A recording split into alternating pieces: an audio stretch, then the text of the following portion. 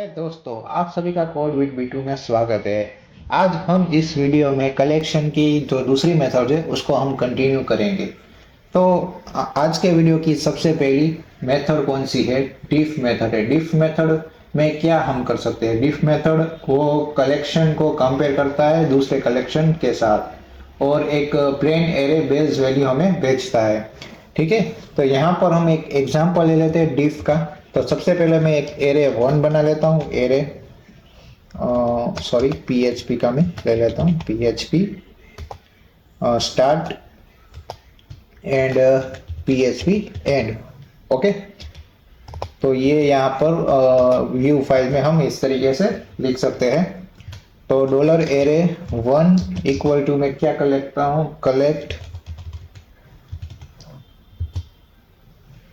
Collect में यहाँ पर एरे ऐड कर देता हूँ। ठीक है, 1 2 3 4 एंड 5। ठीक है, देन अगेन और एक एरे ले लेता हूँ और उस एरे का नाम दे देता हूँ एरे 2।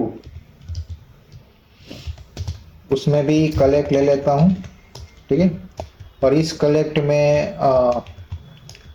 में होगा एक एरे, जैसे कि ऊपर वाले एरे में कोई एलिमेंट्स है वो इसमें सिमिलर हो सकते हैं।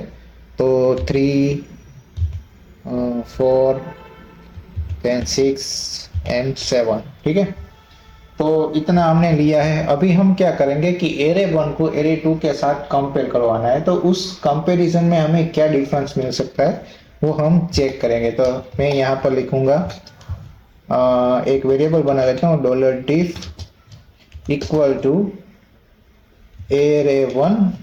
ठीक है, और यहाँ पर आएगा डिफ फंक्शन DIF और एरे 2। ठीक है, आप जो सबसे पहले वेरिएबल लिखते हैं उसके अकॉर्डिंग ही कंपेयर होगा और उसमें जो डिफरेंस होगा वो डिफरेंस आपको मिलेगा। ठीक है, तो मैं यहाँ पर dd कर देता हूँ। ठीक है, dd में यहाँ पर प्रिंट करवा देता हूँ, डॉलर डिफ टू ऑल। ठीक है, ऑल मेथड हमने पिछले वीडियोस में हमने देख लिया था। ठीक है, अभी मैं इसको रन करूंगा और यहाँ पर हम देख सकते हैं कि क्या रिप्लाई आता है। देखो 1 2 और 5 है, ये डिफरेंस है। ठीक है, तो यहाँ पर हमारा एरे क्या था? 1 2 3 4 5 6 और एरे 2 में क्या है? 3 4 6 7। ठीक है, तो यहाँ पर 3 4 है वो ऑलरेडी अवेलेबल है, तो वो इसके अकॉर्डिंग कंपैरिजन में नहीं होगा। और इसमें आप देख सकते हो कि 6 7 भी अवेलेबल है, लेकिन 6 7 यहाँ पर आउटपुट में नहीं आएगा। उसका कारण ये है कि हम एरे 1 को कंपेयर करवा रहे हैं। जिसको हमें कंपेयर करवाना है उसको हमें पहले रखना है और जिसके साथ कंपेयर करवाना है तो उसको दूसरा रखना है। तो वैल्यू जिसके जो पहले नंबर पर है उसमें जो डिफरेंस मिलेगा वही वैल्यू मिलेगी। जैसे कि इसमें डिफरेंस मिल रहा है 1 2 और 5 नहीं है। ठीक है, और इसमें एक plain array PHP array base ही वैल्यू हमें मिलेगी। ठीक है, तो नेक्स्ट फंक्शन कौन सा है? नेक्स्ट फंक्शन डिफ एसोसिएट है। ठीक है, ये क्या करेगा कि ये मेथड करेगी 2 एरेज एंड रिटर्न की वैल्यू पेयर में वो रिटर्न करेगी। ठीक है, और इसमें जो ओरिजिनल एरे के बेस में हमें उसकी की और वैल्यू हमें मिलेगी। ठीक है, तो अभी हम इसको मिटा देते हैं। ठीक है, ये मैं निकाल देता हूँ। अभी ये हमारा कलेक्ट रहेगा। अब हम इसको की और वैल्यू के पेयर में बना लेते हैं। एक ए यहाँ पर 1, then B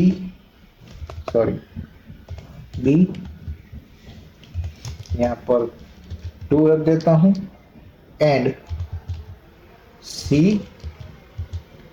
equal to 3। Okay, तो हमने इतना चेंजेस कर लिए। यहाँ पर की और वैल्यू है। की क्या है? ए बी और सी उसकी की है और 1 2 3 उसकी वैल्यू है। ठीक है, तो बाय डिफॉल्ट जो सिंपल एरे यूज होता है उसकी की होती है वो 0 से स्टार्ट होती है, और अगर एसोसिएट एरे हम बना रहे तो उसको हम उसकी की हम दे सकते हैं। ठीक है, तो सेम यहाँ पर भी हम इसको कॉपी कर लेते हैं और मैं यहाँ पर इसको पेस्ट कर देता हूँ। ठीक है, ये मैंने पेस्ट कर दिया। ओके, तो मैं यहाँ पर B4 दे देता हूँ और यहाँ पर D3 दे देता हूँ। ठीक है, तो आपको इसमें क्या लगता है कि इसमें कौन सी चीज मतलब डिफरेंस मिलेगी? मुझे लग रहा है कि यहाँ पर डिफरेंस हमें मिलेगी C इक्वल टू 3 है और सेकेंड एरे में D इक्वल टू 3 है। ठीक है, तो यहाँ पर की के बेस में जो डिफरेंस मिल रहा है वो आपको मिलेगा। तो हम यहाँ पर जैसे कि एक रिजल्ट का एरे बना रहे हैं, उसमें एरे 1 को एरे 2 के साथ कंपेयर करेंगे, तो डिफ एसओ यहाँ पर डायरेक्ट एरे 2। ठीक है, एंड मैं यहाँ पर dd में $result टू ऑल करवा देता हूँ। ठीक है, तो अभी हम रिजल्ट देखेंगे कि क्या मिल रहा है। रिफ्रेश, तो देखो हमें क्या मिला, B2 and C3 ये डिफरेंस मिला। ठीक है, तो यहाँ पर वैल्यू भी चेक होगी। देखो B की वैल्यू 4 हो गई है और यहाँ पर की भी चेक होगी कि कौन सी की चेंज हो गई है। ठीक है, तो यहाँ पर सपोज कि मैं B2 कर देता हूँ। ठीक है, तो वो हमें मिलेगा यहाँ पर कि C3 है। ठीक है, तो इस तरीके से हम वैल्यू और की को हम चेक करवा सकते हैं। किसके यूज से, तो कि डिफरेंट डिफ एसोसिएट से। ठीक है, नेक्स्ट मेथड है डिफ एसोसिएट यूजिंग। ये मेथड क्या करवाता है? ये मेथड टू एरेस को कंपेयर करता है और एक कॉलबैक फंक्शंस की मदद से हम टू एरे को कंपेयर करेंगे और इसमें भी की वैल्यूज को हम कंपेयर करेंगे। ठीक है, तो जो एरे 1 है वो हम एज इट इज रखते हैं। ठीक है, यहाँ पर डिफ एसोसिएट यूजिंग में डाल देता हूँ यहाँ पर। ठीक है, डिफ DIFF U capital USING and यहाँ पर आपका क्या होगा कि जो नया एरे है, मतलब जो हम इस एरे को यूज करेंगे ये कलेक्ट को।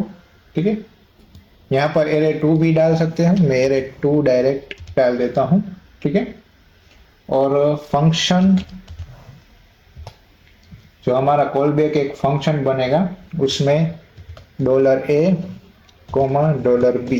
ठीक है, और इस फंक्शन में हम क्या करेंगे कि रिटर्न करवा रहे हैं $A, ओके, एंड $B। यहाँ पर की और वैल्यू दोनों चेक होगी। ठीक है, ये कॉल बैक फंक्शन के यूजिंग से हम कर रहे हैं। ठीक है,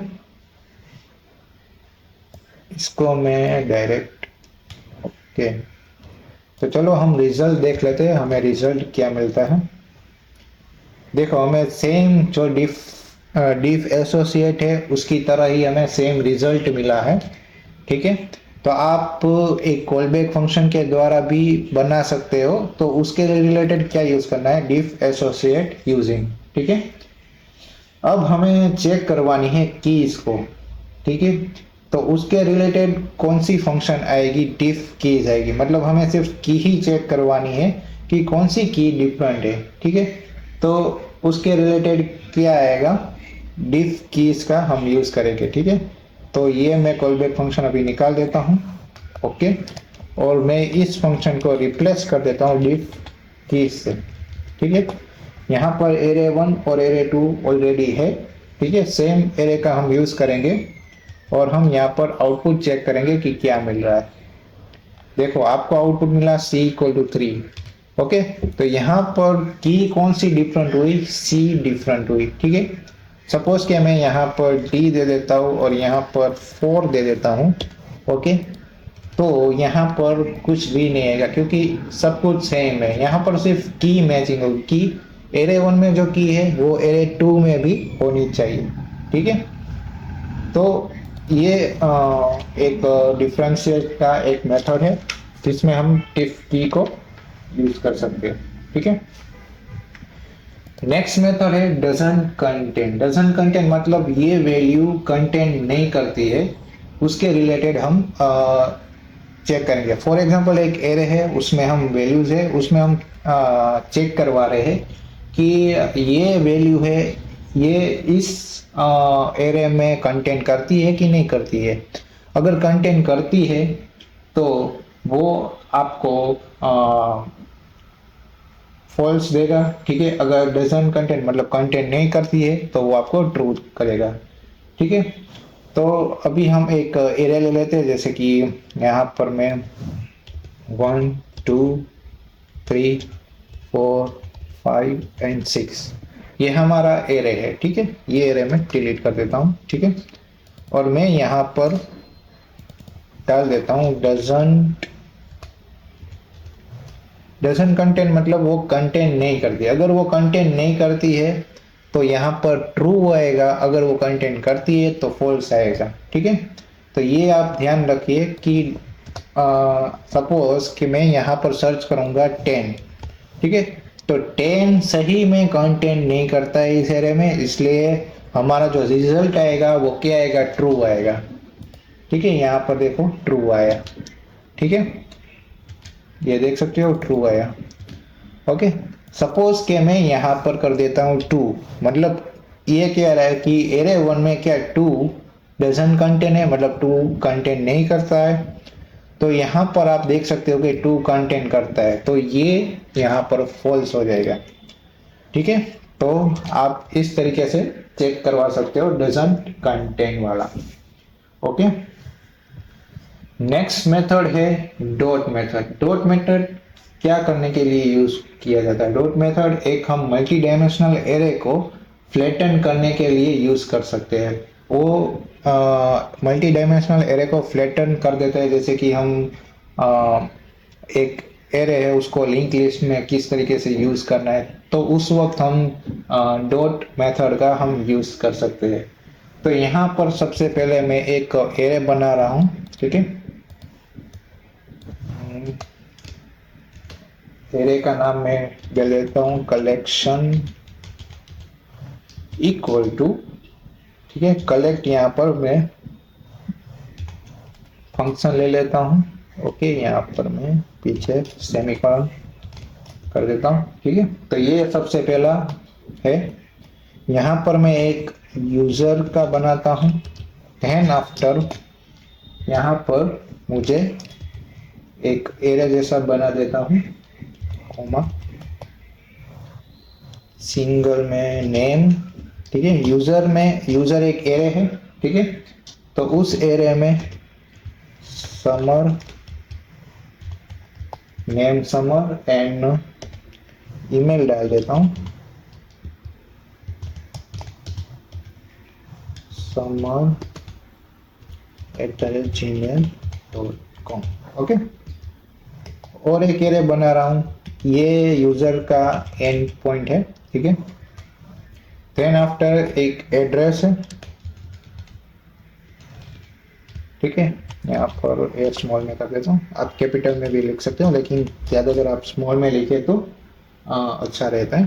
ठीक है, तो यहाँ पर एड्रेस में जैसे कि मैं एक सिटी रख देता हूँ, सिटी में मोरबी लिख देता हूँ। ठीक है, एंड स्टेट गुजरात।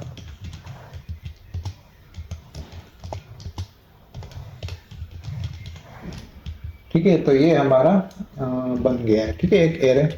तो यहाँ पर देखिए कि एरे के अंदर एरे है, इसको हम डीडी करवा देते हैं, डॉलर कलेक्शन।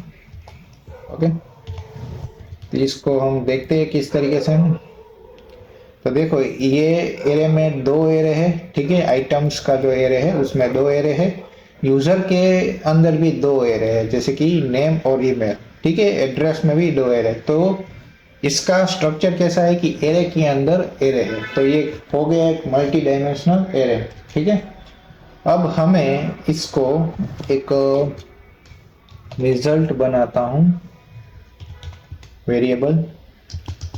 ठीक है, डॉलर कलेक्शन, ये ऐसी मेथड है कि जो ओरिजिनल वेरिएबल है उसमें नहीं चेंजेस करेगा, इसको आपको एक अपडेटेड वेरिएबल में डालना पड़ेगा। ठीक है, तो मैं इस फंक्शन को कलेक्शन के साथ ऐड करवा रहा हूँ। इसका मतलब ये नहीं है कि ये डॉट फंक्शन ये ओरिजिनल जो वेरिएबल है उसी में ही वो अपडेट हो जाएगा, ऐसा नहीं होगा। आपको अगर ये फंक्शन उसके साथ ऐड कर रहे हो तो एक दूसरे वेरिएबल में ऐड करना होगा, या तो डायरेक्ट आप दिखा सकते हो ओरिजिनल वेरिएबल में उसकी वैल्यू अफेक्ट नहीं होगी। ठीक है, तो यहाँ पर मैं अभी रिजल्ट को ऑल करवा देता हूँ, डॉलर रिजल्ट एंड ऑल। ठीक है, तो अभी देखो कि साथ ही मैं एक काम कर देता हूँ कि यहाँ पर कलेक्शन भी मैं दिखा देता हूँ। ठीक है, कोमा। ठीक है, तो यहाँ पर देखो मैं आपको दिखा देता हूँ। देख, ये है कलेक्शन वाला, इसमें किस तरीके से दिखाई दे रहा है, यूजर उसके अंदर एरे है, नेम और ईमेल, एड्रेस के अंदर एरे है। ठीक है, तो ये इस तरीके से दिख रहा था। अब नेक्स्ट एरे किस तरीके से बन गया कि देखो, user dot name Samar, user dot email समर@gmail.com, address dot city Morbi, address dot state Gujarat. ठीक है, तो इस तरीके से ये फ्लैटन हो जाएगा। ठीक है, तो आज इस वीडियो में इतना ही था, आपको समझ में आ गया होगा। अगर कोई भी आपको मतलब कोई भी आपको डाउट हो तो कमेंट में आप मैसेज डाल सकते हो, और इस वीडियो को लाइक कीजिए और हमारी चैनल कोड विद बीटू को सब्सक्राइब कीजिए ताकि आपको आने वाली वीडियोस की नोटिफिकेशन मिले। Thank you guys, have a nice day, bye bye.